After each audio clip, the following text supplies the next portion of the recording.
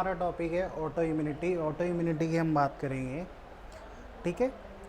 Auto का मतलब यहाँ पे होगा सेल्फ, और इम्यूनिटी यानी कि जो हमारी बॉडी की जो इम्यूनिटी है वो खुद के बॉडी के सेल अगेंस्ट, अगर खुद की बॉडी के सेल के अगेंस्ट अगर एक्ट करे तो उसे कहा जाता है ऑटो इम्यूनिटी। ठीक है।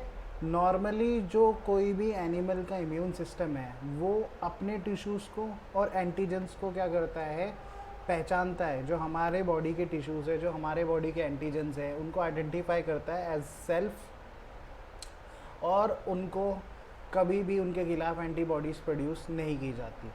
लेकिन जो ऑटो इम्यूनिटी की कंडीशन है, इनमें क्या होता है, बॉडी प्रोड्यूस करती है ऑटो एंटीबॉडीज़ और इम्यूनोलॉजिकली कंपेटेंट टी लिम्फोसाइट्स, किसके अगेंस्ट, अपनी खुद के टिश्यू के अगेंस्ट, जिससे कि स्ट्रक्चरल और फंक्शनल डैमेज होता है टिश्यूज़ में, जिसे क्या कहा जाता है, ऑटो इम्यून डिसऑर्डर कहा जाता है। दोबारा से, हमारा नॉर्मली इम्यून सिस्टम है जो हमारे टिश्यूज़ को हमारे बॉडी के टिश्यूज़ को, हमारे बॉडी के सेल्स को, हमारे बॉडी में जो भी एंटीजेंस प्रेजेंट है एज सेल्फ उन्हें आइडेंटिफाई करता है कि वो हमारी बॉडी के पार्ट हैं।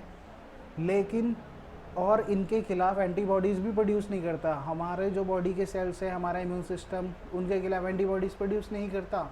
ठीक है। ना ही एंटीजेंस के खिलाफ जो हमारी बॉडी के खुद के एंटीजेंस है। लेकिन ऑटो इम्यूनिटी कंडीशन ऐसी हो जाती है कि जब हमारी बॉडी ऑटो एंटीबॉडीज़ प्रोड्यूस करती है। कौन सी एंटीबॉडीज़ प्रोड्यूस करती है? ऑटो एंटीबॉडीज़ प्रोड्यूस करती है। ऑटो एंटीबॉडीज़ के अंदर क्या होता है, ऑटो एंटीबॉडीज़ के अंदर जो कि किसके अगेंस्ट काम करती है, हमारे खुद के टिश्यूज़ के अगेंस्ट काम करती है। साथ में इम्यूनोलॉजिकली कंपेटेंट टी लिम्फोसाइट भी बनाए जाते हैं जो हमारे ही टिश्यू को स्ट्रक्चरल और फंक्शनल डैमेज कॉज करते हैं। ठीक है। इनकी वजह से ऑटो इम्यून डिसऑर्डर कॉज होता है। जैसे कि ये नॉर्मल कंडीशन में क्या होता है कि जो हमारा वाइट ब्लड सेल्स है, हमारे नॉर्मल सेल्स को कोई भी किसी तरीके का भी हार्म नहीं कर रहा है। लेकिन ऑटो इम्यून डिसीज़ में अगर आप देखोगे तो यहाँ पे मान लो कि जो ये इन्फेक्शन है, इन्फेक्शन निजेरिया गोनेरिया, ये एंटीजन किसके साथ बाइंड हो गया है, जो हमारे WBC सेल है उसकी एंटीबॉडी के साथ ये एंटीजन बाइंड हो गया है। जब ये आपस में रिएक्ट करेंगे तो हमारी जो WBC है हमारे सेल्स को भी हार्म कर सकती है इस केस में, जब ये इसको अच्छे से आइडेंटिफाई ना कर पाए कि सेल्फ, हमारी बॉडी के जो सेल्फ सेल्स कौन से हैं।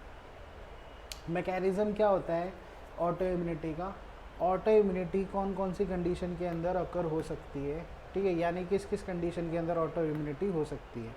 सबसे पहला, ऑटो इम्यूनाइजेशन हो सकता है हिडन और स्क्वेस्ट्रेटेड एंटीजेंस की वजह से। हिडन और स्क्वेस्ट्रेटेड एंटीजेंस जो होते हैं वो एंटीजेंस होते हैं हमारी बॉडी के, जिनको हमारी बॉडी सेल्फ एंटीजेंस की तरह रिकॉग्नाइज नहीं करती, लेकिन वो एंटीजेंस हमारी बॉडी में ही प्रेजेंट होते हैं। बस फ़र्क इतना है, कुछ एंटीजेंस हमारी बॉडी में सर्कुलेशन में सर्कुलेट नहीं करते हैं, जिसकी वजह से वो WBCs या कुछ जो हमारे इम्यूनिटिक सेल्स हैं उनके साथ कांटेक्ट में आते ही नहीं कभी। जब कभी हमारी बॉडी के वो एंटीजेंस जो कभी WBC के साथ कांटेक्ट में आए ही नहीं हैं, तो हमारी बॉडी उन्हें सेल्फ एंटीजेंस के तौर पे नहीं पहचानती। अगर बाय एनी चांस किसी कंडीशन की वजह से वो एंटीजेंस जो कि स्पेसिफिक प्लेसेस पे रहते हैं हमारी बॉडी में, अगर वो ब्लड में आ जाए, हमारी सर्कुलेशन में आ जाए, तो हमारे बॉडी के WBC सेल जो इम्यूनिटिक सेल से क्या करेंगे, उन्हें, ठीक है, डिस्ट्रॉय करेंगे, ना डैमेज कॉज करेंगे। Certain hidden sequestrated antigen are not recognize as self antigen. बोला गया है कि कुछ हिडन और कुछ स्क्वेस्ट्रेटेड एंटीजेंस है जिन्हें कि सेल्फ एंटीजेंस के तौर पे रिकॉग्नाइज नहीं किया जा सकता। जब ये एंटीजन रिलीज़ होते हैं कहाँ पे, सर्कुलेशन में, ये इम्यून सिस्टम को इम्यून रिस्पॉन्स को इवोक कर सकते हैं। एग्जाम्पल है जैसे कि हमारा lens antigen of eye. Lens antigen of eye क्या है कि हमारी आइज़ में जो लेंस के पास स्पेसिफिक एंटीजन्स प्रेजेंट होते हैं, ठीक है, और स्पर्म एंड थायरोग्लोबुलिन, ये जो तीनों हैं, जैसे कि lens antigen of the eye, sperm और थायरोग्लोबुलिन, ये नॉर्मली हमारे सर्कुलेशन के अंदर प्रेजेंट नहीं होते। These self antigens are present in closed, ठीक है, कैसे प्रेजेंट होते हैं, क्लोज सिस्टम में, और have no access to the immune apparatus, और इनके पास कोई भी एक्सेस नहीं होता हमारे इम्यून अपैरेटस के साथ। लेंस प्रोटीन कहाँ पे प्रेजेंट होता है? लेंस प्रोटीन की बात करें तो लेंस प्रोटीन होता है एनक्लोज्ड कैप्सूल के अंदर, और इसका कोई कांटेक्ट नहीं होता, has no contact with blood circulation. इसीलिए हैंस इम्यूनोलॉजिकल टॉलरेंस जो होती है ना लेंस प्रोटीन के अगेंस्ट, वो कभी भी डेवलप हुई नहीं फीटल लाइफ से। ठीक है, फीटल लाइफ के दौरान जब लेंस प्रोटीन क्या है कभी भी कांटेक्ट में ही नहीं आया ब्लड सर्कुलेशन के, तो उसके खिलाफ क्या है कि टॉलरेंस डेवलप करी ही नहीं हमारी बॉडी ने फीटल लाइफ में। तो जब ये एंटीजन कभी भी आइस से लेंस से लीक आउट होके आता है, कैटरेक्ट सर्जरी के दौरान आ सकता है, इंजरी के दौरान हो सकता है, ये कैटरेक्ट सर्जरी के दौरान या इंजरी के दौरान लेंस एंटीजन है जो ये आई से बाहर आ सकता है सर्कुलेशन में, इट में इलिसिट एन इम्यून रिस्पॉन्स, और इसकी वजह से क्या होगा, इम्यून रिस्पॉन्स स्टिमुलेट होगा, जिसकी वजह से क्या होगा, डैमेज हो जाएगा to the lens of other eye, जो कि लेंस से दूसरी आई का उसको डैमेज कॉज हो जाएगा। अब ये जो डैमेज कॉज हुआ है किसको हुआ है? हमारी बॉडी की खुद की सेल्स को हुआ है, खुद के एंटीजन्स को हुआ है। तो फिर इसे क्या कहा जाता है? इस कंडीशन को ऑटो इम्यूनिटी कहा जाता है।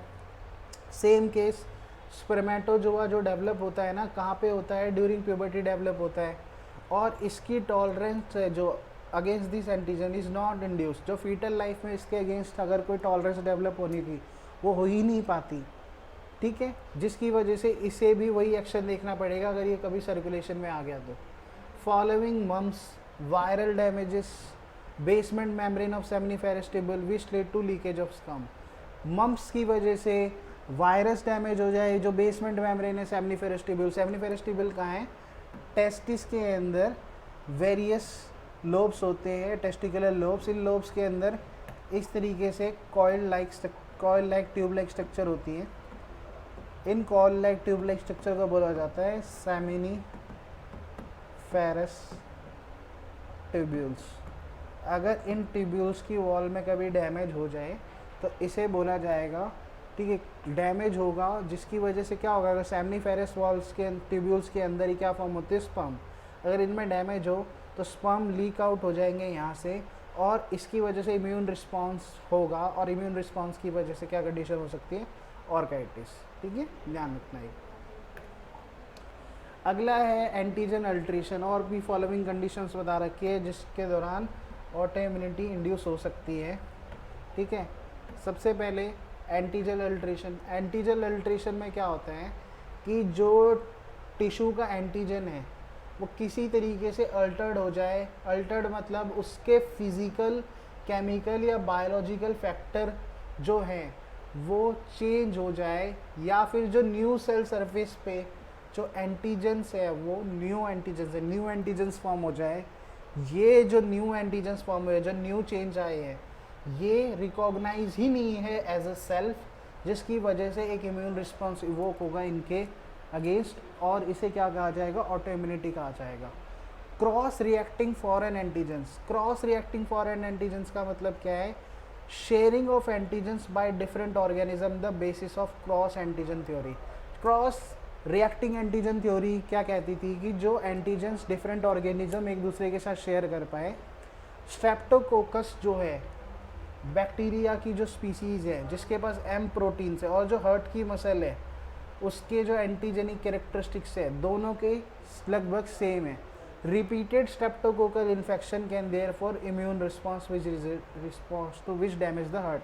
अगर बार बार किसी पर्सन को स्ट्रेप्टोकोकल इन्फेक्शन हो तो जिसकी वजह से इम्यून रिस्पॉन्स क्या कर सकता है? हार्ट को भी डैमेज कर सकता है। अगर हार्ट को डैमेज करेगा तो उसे क्या कहा जाएगा? Auto immunity. दोबारा सुनो, स्ट्रेप्टोकोकस स्पीसीज़ का जो बैक्टीरिया उसके पास एम प्रोटीन है। ठीक है, ओके। अब दूसरी बात, जो हार्ट की मसल है उसके पास भी सेम एंटीजेनिक कैरेक्टरिस्टिक्स हैं।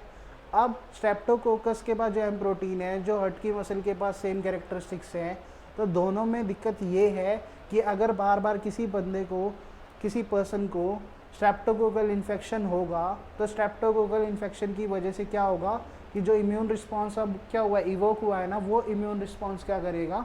हार्ट की जो वॉल्स है, हार्ट की जो टिश्यूज़ है उनको डैमेज करेगा, क्योंकि उनके पास भी सेम प्रोटीन है, उन्हें हमारी बॉडी का पार्ट नहीं मानेगा वो। ठीक है। Forbidden clones. फॉरबिडन क्लोन्स क्या होते हैं?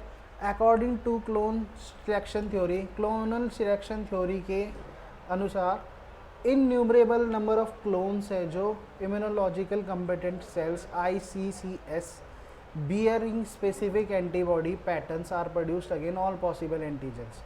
कि कॉलोनल सिलेक्शन थ्योरी के अगेंस्ट हमारी बॉडी में इनन्यूमरेबल मतलब बहुत ज़्यादा अमाउंट में क्लोन्स बनते हैं जो इम्यूनोलॉजिकली कम्पेरेंट सेल्स है उनके पास स्पेसिफिक एंटीबॉडी के पैटर्न्स होते हैं जो कि वो एंटीजेंस के अगेंस्ट काम करते हैं। Any clone of cells carrying a pattern reactive against self antigens.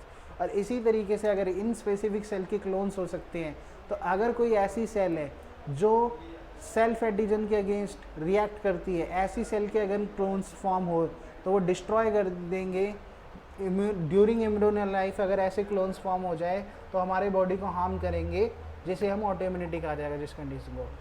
Such cells known as forbidden clones. At the time of birth only cell against non cell persist. जो बर्थ का time होता है उस time cell against non cell persist, जो कि हमारी body के against जो सेल काम नहीं करते वही परसिस्ट करते हैं। persistence of forbidden clones or development in later life by somatic mutation cause lead to autoimmune disease। कि अगर ये फॉरबिडन क्लोन्स है यानी जो सेल हमारी बॉडी के अगेंस्ट काम करते हैं, हमारी बॉडी के सेल्स को डैमेज करते हैं, ठीक है, वो अगर आगे जाके कभी डेवलपमेंट हो लेटर लाइफ में उनकी, तो वो म्यूटेशन की वजह से हो सकती है, ठीक है, या फिर किसी और कंडीशन की वजह से। लेकिन जो भी होगा, अगर वो हमारे खुद के बॉडी के इम्यूनिटिक सेल्स अगर हमारी बॉडी के टिश्यूज़ का हार्म कर रहे हैं तो उसको हमेशा ऑटो इम्यून डिसीज़ ही कहा जाएगा। ठीक है, ये टॉपिक याद रखना ऑटो इम्यून डिसीज़ में, कि हमारी बॉडी के खुद के इम्यूनिटिक सेल्स हमारी बॉडी के खुद के बाकी नॉर्मल सेल्स को, बाकी हमारे खुद की बॉडी के सेल्फ एंटीजेंस को हार्म करेंगे, ठीक है, डैमेज कॉज करेंगे। उस कंडीशन को ऑटो इम्यूनिटी कहा जाता है। ये वेरियस फैक्टर्स पे डिपेंड है। कुछ एंटीजेंस है जो नॉर्मली सर्कुलर ब्लड के कांटेक्ट में आते नहीं, सर्कुलेशन के कांटेक्ट में ड्यूरिंग फीटल लाइफ उनके खिलाफ रेजिस्टेंस नहीं बनती। तो अगर कभी गलती से वो सर्कुलेशन में आ गई किसी कॉज की वजह से, तो क्या है, हमारी बॉडी इम्यून रिस्पॉन्स प्रोड्यूस करेगी उनके खिलाफ। ओके, सेम अल्टर्ड केस के साथ है, सेम जैसे ये फॉरबिडन क्लोन्स की बात करी इनके साथ। ओके, याद कर लेना इन्हें।